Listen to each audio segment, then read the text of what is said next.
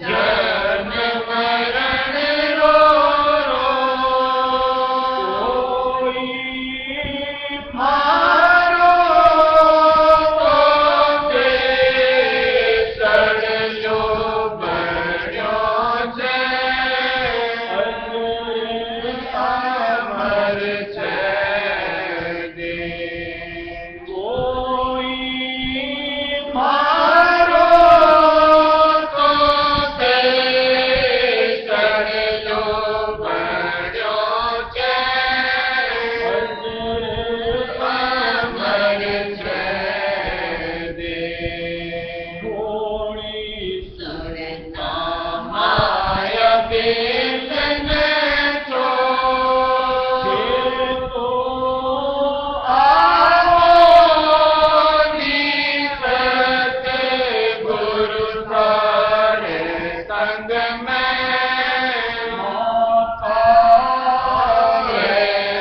सत दे तो आओ निसत गुरु थारे संग में सत दे देश में कर्म करा मिलबो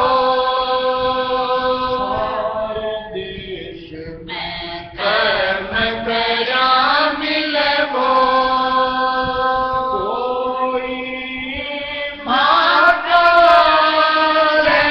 देश में पाओ प्रयास करने कोई माता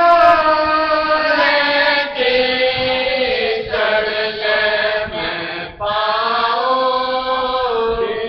प्रयास करने भोली सुरता माया बेसन छो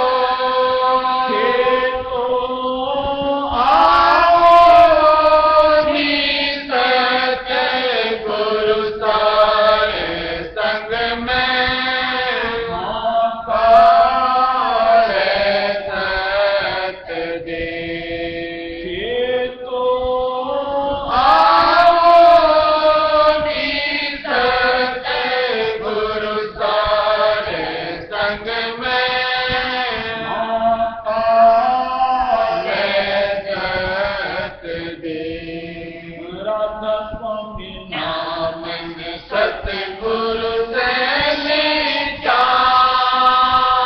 राधा स्वामी नाम सतगुरु से ले जा कोई इवड़े से होने प्रीतली पाड़ा मिल जावे परवे कोई इवड़े से होने प्रीतली पाड़ा मिल जावे परवे कोई सुरता माया बेसन छो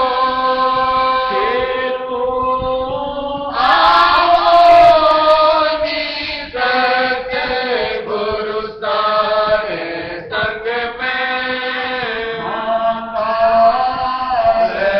सत दे तो आओ निसत गुरु थारे संग में सत दे सतगुरु जग में साचा है दरवे सतगुरु जग में साचा है दरवे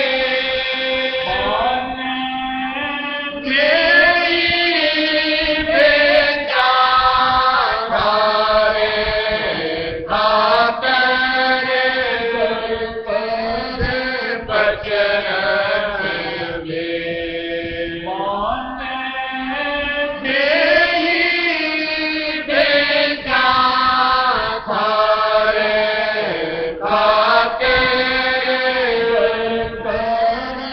बचरंग में थोड़ी सुरता माया देश ने से तो आओ भी सके गुरु सारे संग में महाकाल सत दे से तो आओ भी सके गुरु सारे संग में महाकाल सत दे नीचा सुरकार स्वामी भंडार नीचा सुरकार स्वामी भंडार कोई थे जो मारी दारा उलट होनी अब सत दे कोई थे जो मारी दारा उलट होनी अब सत दे घोड़ी सुरता माया देश ने से तो आओ जी सके गुरु सारे संग में महाकाल सत दे से तो आओ जी सके गुरु सारे संग में महाकाल सत दे मालिक की तरफ से ये खुला न्योता क्यों कि माया देश को छोड़ो, अपने घर चलो। क्यों चलना है इसका मालिक ने प्लस माइनस दोनों बताया कि इस मंडल में रह करके यानी माया के मुल्क में रह करके तुम्हारे साथ क्या क्या हो रहा है, जैसा यह जन्म मरण का रूप और वो देश अविनाशी। फिर जैसे दिया 18 देश में कर्म कर्या मिल हो, यहाँ पर मिल मिल करके कर्म करके और भोगना पड़ता है सुर यानी आत्मा, वो मंडल है निष्कर्म देश। फिर दिया रायसुल नाम न सतगुरु से लोचा। अगर चलना है तो जो सत्य की धार मालिक ने, जिनमें कि मालिक स्वयं आकर के बैठता है, जिनको कि मालिक ने नियुक्त किया होता है, उनका आधार लो, रायस में नाम का परवाना लो, निकल लो।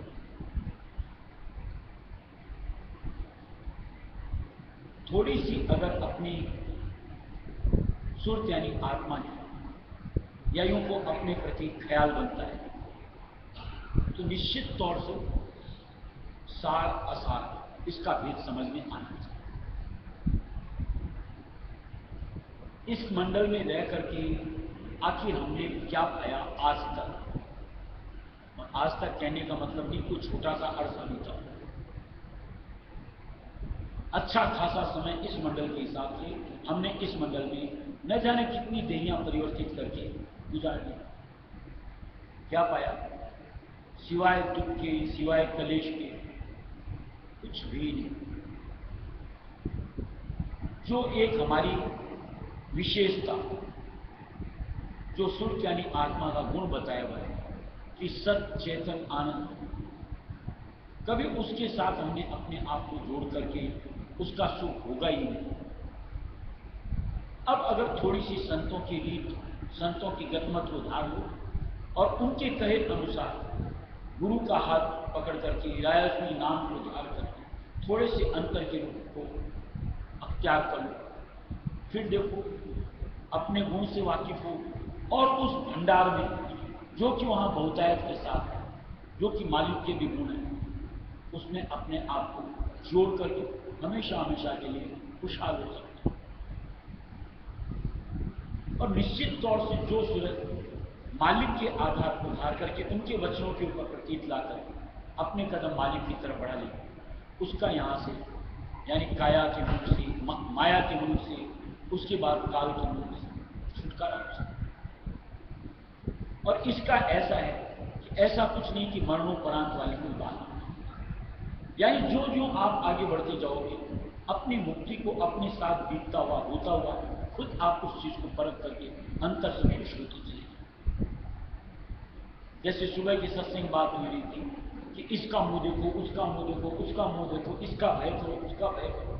थोड़े से अपने गुरु के साथ को धार करके उनके आधार को धार करके बढ़ते चलो। देखो कैसे ये भय जो आज यूं को जन्मांजन्म से हमारे अंदर समाया हुआ यूं काबू हो जाए। आज जिनका साथ पकड़ते हैं, जिनको कि हम लोग गुरु कहते हैं, उस गुरु शब्द की व्याख्या भी अपने वाक्य के अंदर में स्वामी जी महाराज ने बताई, जो अंधकार को रोशनी में तब्दील करता है। वो नाम अंधकार का, वो नाम प्रकाश का। और निश्चित तौर से ऐसे गुरु के साथ जुड़ने से हमारे अंतर में उजास होता है, यानी हमको वास्तविकता सामने दिखनी शुरू हो, भरम संशय अवस्था छटती चली जाती है। ये एक जो पराधीनता के साथ एक मन में भ्रम और उसकी वजह से भय था कि ऐसे के साथ नहीं जुड़ करके, ऐसा नहीं करके ऐसा कुछ हो सकता है, उनके आधार को धार करके ऐसा लगता है, ये सारे भ्रम थे। अगर उनका साथ हमारे साथ है तो निश्चित तौर से हमारा कहीं कुछ भी आकाश हो ही नहीं सकता। और इस तरीके से सुसुप्त यानी आत्मा बेफिक्र होकर के, निष्फिक्र होकर के मालिक के ही आधार को धारती है और उनके आधार को धार करके मुक्त होती चली जाती है। यहां तक कि इस तन से जिसमें कि हम आकर के बैठते हैं, इसकी आसक्ति तक खत्म हो। यानी और जीवों को जिनको मान लो मौत का भय सताता है, एक सत्संगी को उसका भय तक खत्म हो जाता है। यानी उसके अंतर में हर वक्त इस चीज की आतुरता होती है कि जब मालिक की मौत, जब इधर से निकल करके चल पड़ना है नाम के साथ, मालिक के स्वरूप के साथ। यानी उसमें भी अंतर की खुशी होती है। अद्भुत चीज है, सुनने को न जाए क्या लगती है, लेकिन वास्तविकता ये है। इसी तरीके से जैसा कि यहां पर बता दिया गया है कि मरने के बाद धर्मराज के साथ सामने जाना पड़ेगा, कर्मों का लेखा जोखा हो, और निश्चित तौर से वो बड़ी सुर्त यानी आत्मा के लिए बड़ी दुखदायी होती है।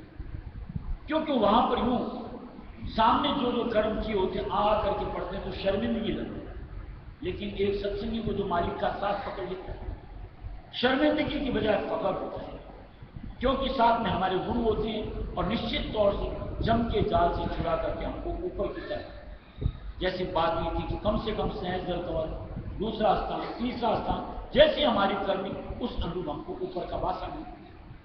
किस चीज का भय करेंगे, उस यमराज का या किसी और चीज का। इस तरीके से अंतर के अंदर एक खुशी का माहौल, एक स्वच्छंदता, यूं को मुक्ति ही मुक्ति, ये सब कुछ मुमकिन हो पाता है एक सच्चे गुरु और सच्चे नाम के धारण करने मात्र से। इसके मालिक ने दिया भोली सुरता माया देश, बड़ी भोली थी कि किसी ने ऐसा कह दिया वो मान लिया, इसको कह दिया वो मान लिया, और उस अनुसार बरतते चले और उस अनुसार अंतर में भय समाने चले।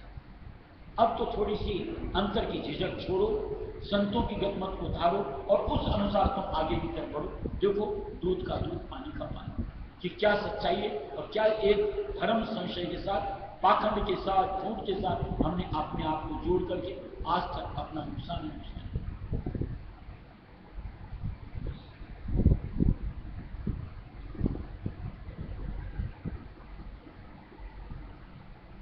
सूरत गत में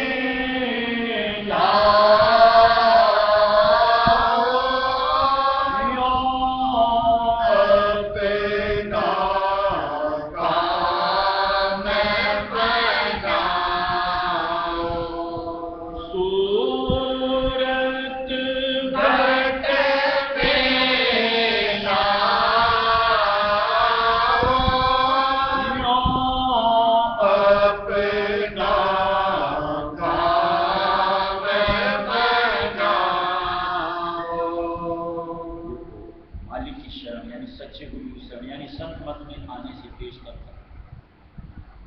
इतनी मर्तबा भी हमें नरदेही मिली। ये कोई पहला मौका नहीं है कि हम नरदेही में आकर के बैठे, लेकिन घट का भेद किसी ने भी नहीं दिया, यानी अंतर की राह किसी ने भी नहीं सुझाई।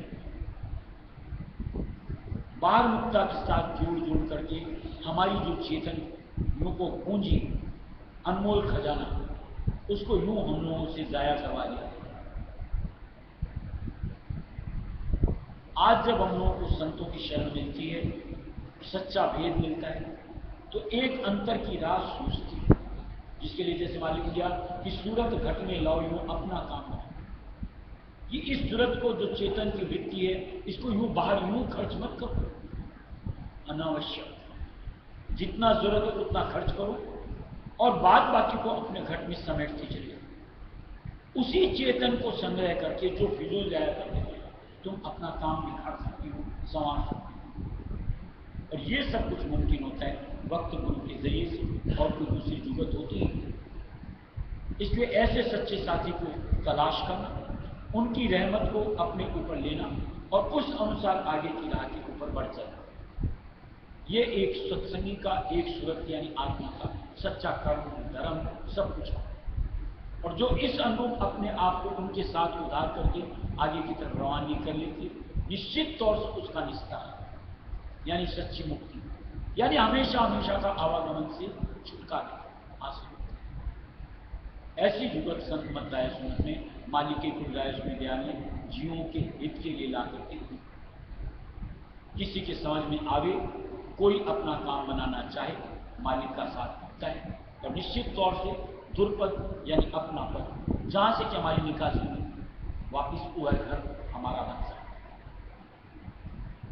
दसवें दर को लेना है राम, दसवें दर को लेना है राम। राधा स्वामी नाम की करना तेरा, राधा स्वामी नाम की करना तेरा। तब ही निज घर पाओ, अपना काम बनाओ। सूरत घट में लाओ, अपना काम बनाओ। सूरत घट में लाओ,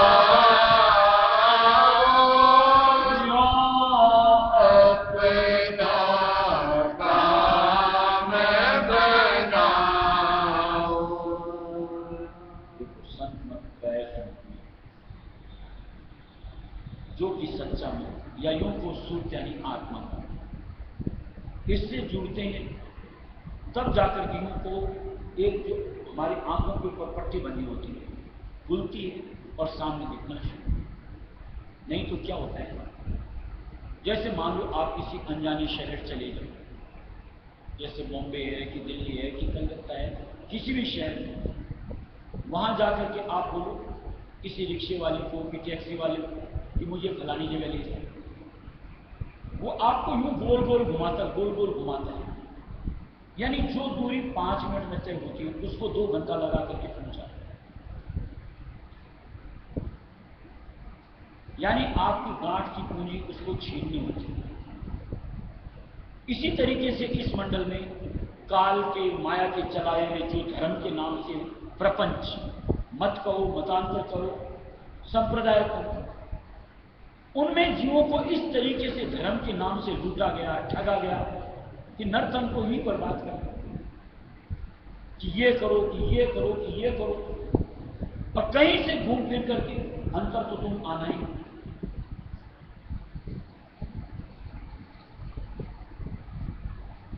आज से पुराने जितने भी धर्म ग्रंथों के हिसाब से अगर आप व्याख्या करें तो गृहस्थियों के लिए तो धर्म में अपने आप को जोड़ना ही पाप था, जब तक कि आप वैराग अवस्था को न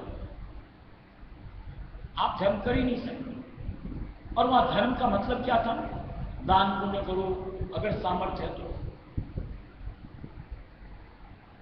भूखे प्यासों को खिलाओ अगर सामर्थ्य है तो, निश्चित तौर से ये परोपकार के कर्म है।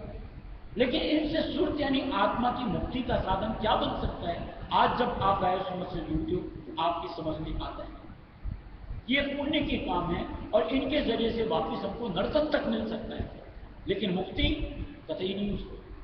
यानी उसी गोल गोल गोल गोल के अंदर में हमको घूमते हुए यही रहना है, इससे निकासी चले मत जाना।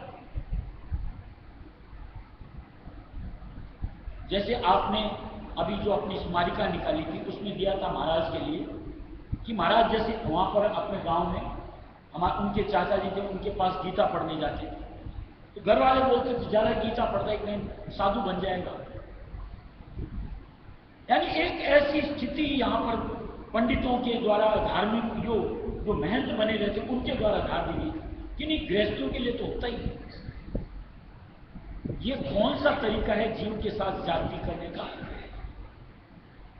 और आज जो संतों ने संत मत राय सुमत ला करके हम सबके लिए दिया, गृहस्थ में रहते बच्चा जवान बूढ़ा औरत मर्द कोई भी जिसको अपनी सुध होती है निश्चित तौर से अपने मुक्ति का साधन कर सकता है, और वो भी इतनी सहजता के साथ कि बस थोड़ी देर सुबह थोड़ी देर शाम ये हाजिर दे लो। मन को चंचल होने से थोड़ी अपनी तरफ से प्रयत्न करो कि इसको कंट्रोल में लिया जाए, यानी बाहर की तरफ न दो, यानी फिजूल अपनी चेतनता को खर्च मत करो। अब इस जुगत को धार करके कोई अगर रहस्य में नाम यानी निज नाम की कमाई करता है निश्चित तौर से अपनी मुक्ति का साधन बनाता है, यानी बहुत सहजता के साथ बहुत कम समय में इस पाठ से उस पाठ अपने आप को ले जा सकता है। ये गोल गोल घूमने की जरूरत नहीं, सैकड़ों नहीं हजारों नहीं लाखों जन्म हमने बिताए हैं इनके द्वारा दिए गए कर्म धर्म के पाखंड के साथ। बिस्तारा नहीं हुआ, आज तक यहां बैठी और जो जुगत संत मत राय ने मालिक ने ला करके जीवों की निबद्ध अवस्था को देखते हुए भरम संशय को छांट कर यथार्थ सेवा करवाते हुए की है। कोई इस पद पर थोड़ा सा भी बढ़े अपना मुक्ति का साधन खुद देख सकता है, समझ सकता है और निश्चित तौर से संतुष्ट हो सकता है। यहां किसी तरीके की लूट खोट कुछ भी नहीं। आज एक सहज आसन सहज तरीका, कोई श्वास रोकने नहीं, कोई भूखे प्यासे मरना नहीं, कहीं घर से अलग निकल करके जाना नहीं, आराम से रहो। जो साधन तुम्हारे पास है यानी तुम्हारे कर्म के हिसाब से जो कुछ है उसी में बैठ करके उस परम पिता से लौ लगानी। इसमें कोई किसी को क्या बाधा दे सकता है? थोड़े से मन की रुझान मालिक के शब्दों पर, मालिक के नाम पर, मालिक के स्वरूप पर केंद्रित होनी चाहिए। उसके बाद देखो यही चेतन जो यूं फिजूल खर्च करते थे अपने काम आते, एक एक श्वास जो यूं निरर्थक गमाते रहते थे सदुपयोग होता है अपने काम मुक्ति के साधन। ऐसी जुगत ला करके मालिक ने जीवों को गाई है कि जो आज के जमाने में यानी घोर कलयुग के अंदर में निबल अवस्था के साथ हमसे की जा सके, क्योंकि वही सच्चे जीव के हित से और वही जुगत भी है जो एक सहज तरीके से हमसे निप सकती है। कहीं कठिनता दे दी जाती कि ऐसे भूखे प्यासे मरो, कि ऐसे यात्राएं करो, कि ऐसे तुम यूं करो, निपटा ही नहीं। पहले तन को देखें कि परिवार को देखें या किसको देखें, फिर यही होता कि चल यार छोड़, जब होगा तब करेंगे। लेकिन जो साधन मालिक ने दिया है हर हाल में इसको कमाया जा सकता है। इतनी अपार धूल की महर की दया मालिक ने हम पर ला करके बरसा और निश्चित तौर से इससे हम सब जीवों को लाभान्वित होना चाहिए।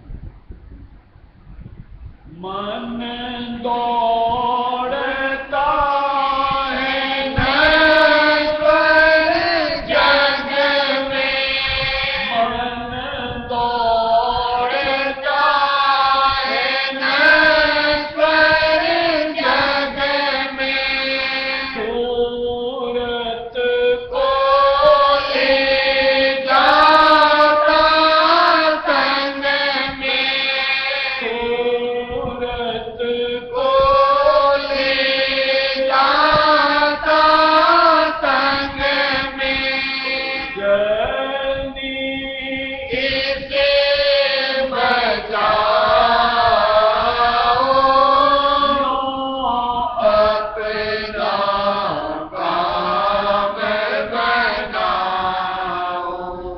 सूरत घट मेरा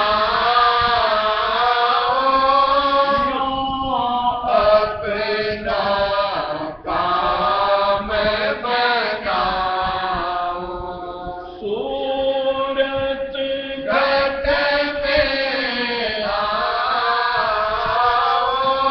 अपना काम बनाओ। देखो थोड़ा सा जैसा देखा भी होगा अपने घर में बुजुर्गियत के साथ में कि धर्म के लिए तो औरतों के लिए तो कोई जगह ही नहीं थी कि कोई औरतें नहीं धर्म करती। उनके लिए तो घर गृहस्थ में रहो, परिवार की सेवा करो, वही धर्म फैलाता। और भगवान मानना है तो अपने पति को मानो, वही तुम्हारी मुक्ति को दे। ये प्रथा थी अपने हिंदुस्तान में। यानी उनको तो अपनी मुक्ति की सोच बनानी ही नहीं चाहिए। ये कहां का तर्क है, थोड़ा सा विचार करो। और संतों ने लाकर ऐसा खुला अधिकार दे दिया कि इस तरीके का कोई भी धर्म है ही नहीं। नर चोला होना चाहिए, चाहे मर्द का हो चाहे औरत का हो। दोनों को अधिकार है अपना काम बनाने का।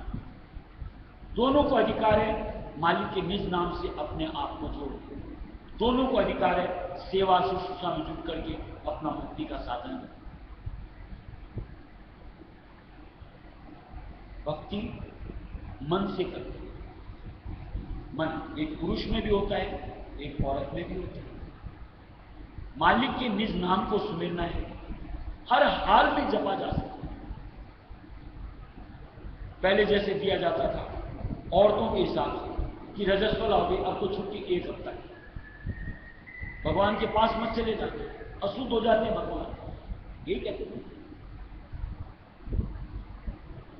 अरे जो भगवान अगर जरा से कुछ के साथ अशुद्ध होते हैं, वो हमारा क्या मुक्ति उद्धार करेंगे?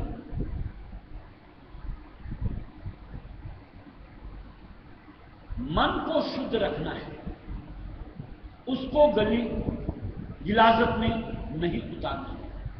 और अगर मन आपका शुद्ध है, किसी भी अवस्था में, किसी भी छोर में आपको काबिलियत मिलती है कि अपने काम को संवार सकें।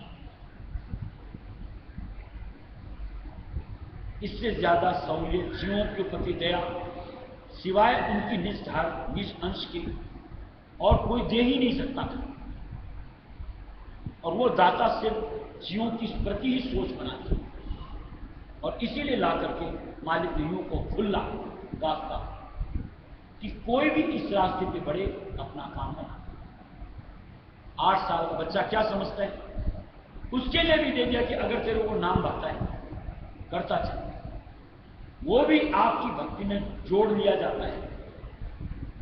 80 साल का बूढ़ा क्या भक्ति कर सकता है, लेकिन पड़े पड़े भी अगर नाम ले रहा है तो उसको भी मालिक ने भक्ति में शुमार कर, यानी उसके जरिए से भी तुम्हारा मुक्ति का साधन होता है।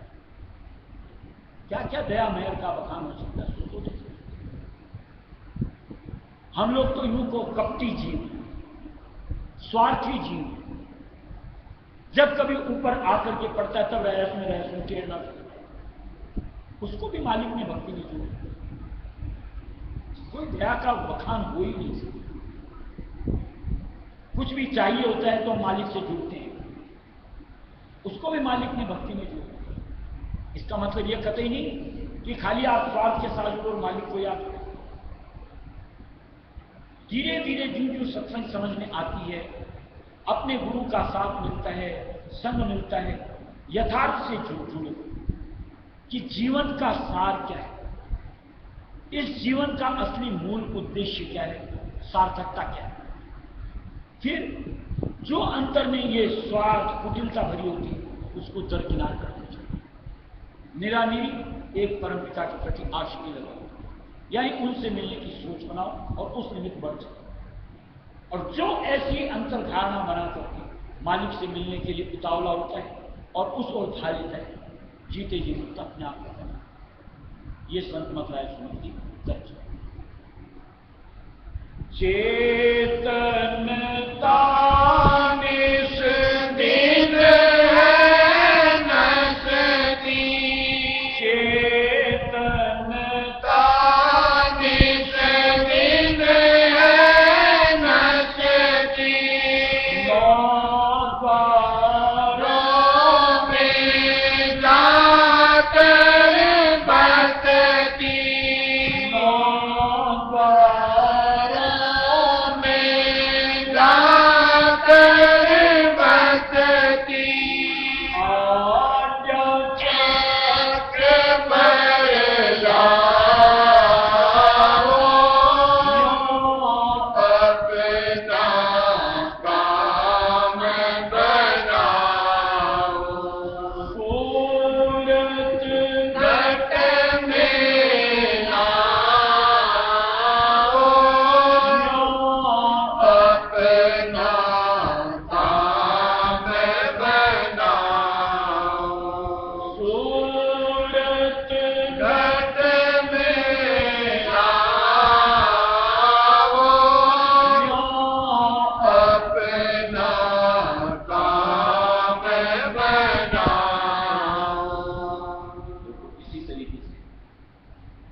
देखते हैं तो आज धर्म के नाम के ऊपर में जो कार्रवाई हो रही है, ऐसा लगता था जीवों के साथ कितनी ज्यादती की।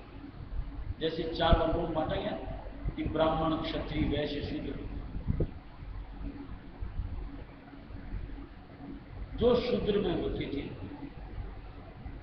उनको तो निश्चित तौर से भगवान का नाम लेने तक की आज्ञा नहीं थी।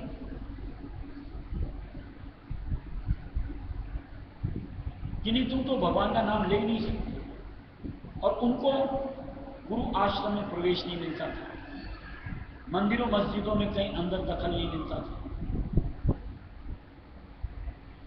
क्या था ये? क्या जीवों के प्रति जागती नहीं थी?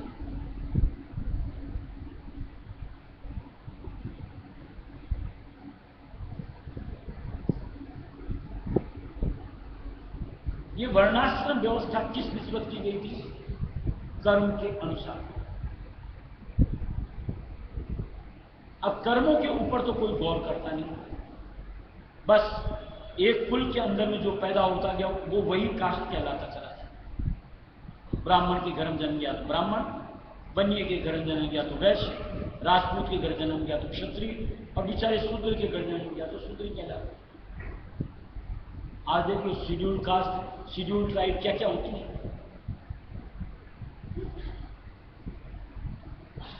ये भेद किसने किया?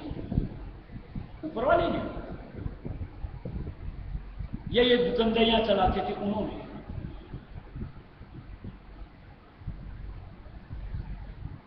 कबीर साहब ने आकर, यानी संतों के जो प्रथम अवतार थे, इस जात भेद को मिटाया, सबको सम अधिकार दिलाया कि इस पाखंडबाजी के अंदर में कहीं उलझने की जरूरत नहीं। कोई भी जाति वर्ण का हो, पढ़ा लिखा, अनपढ़, गंवार, कोई सा भी हो, सबको अधिकार है अपनी मुक्ति का, उस परमपिता के निज नाम को धार करके अपना काम बनाना। और सबको पूरा अधिकार दिया कि जो भी एक अब वक्त गुरु की सानिध्यता में आवे, उनकी नजदीकी लेवे, नामदान लेवे, निज नाम की कमाई करे, अपना मुक्ति उठाए।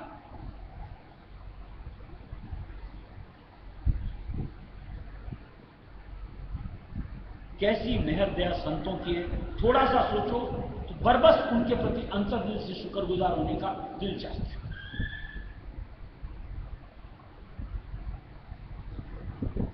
आज तो ये हम लोगों ने देखा हुआ है कुछ अरसे पहले तक कि जो आज बेचारे निम्न वर्ग के होते थे, लोग दूर ही भटका दिया करते थे, दूर रहे।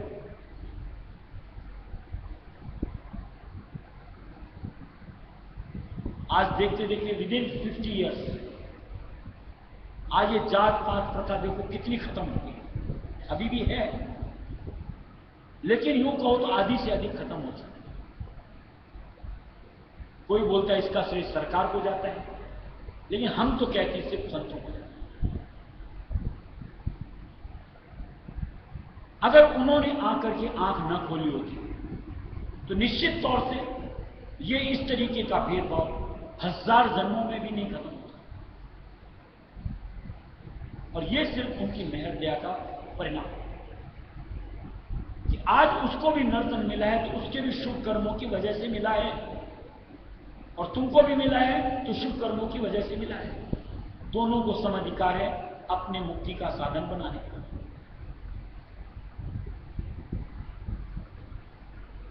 संग मिलना चाहिए, बात समझ में आनी चाहिए, और निश्चित तौर से कर्म पथ पर आगे बढ़ना चाहिए।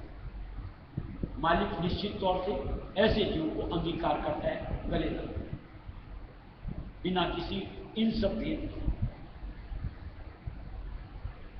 गत में देता स्वामी तेरा, गत में देता स्वामी तेरा, रीति लेता अंतर तेरा, रीति लेता अंतर तेरा, मन अपना सिमटाओ,